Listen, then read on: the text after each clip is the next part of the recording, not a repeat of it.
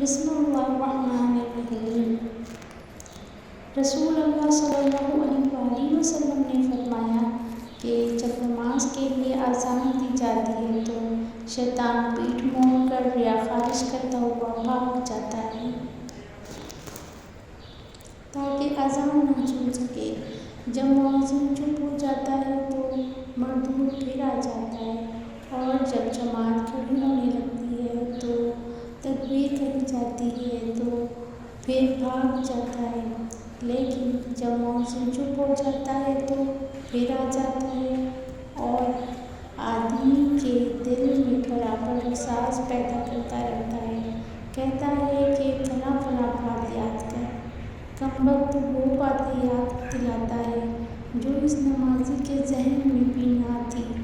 اس طرح نمازی کو یہ بھی یاد نہیں رہتا کہ اس نے کتنی رکعتیں پڑھی ہیں۔ ابو سلمہ بن عبد الرحمن نے کہا کہ جب کوئی یہ بھول جائے کہ کتنی رکعتیں پڑھی ہیں تو بیٹھے بیٹھے سو کے 2 سجدے کر لے۔ ابو سلمہ نے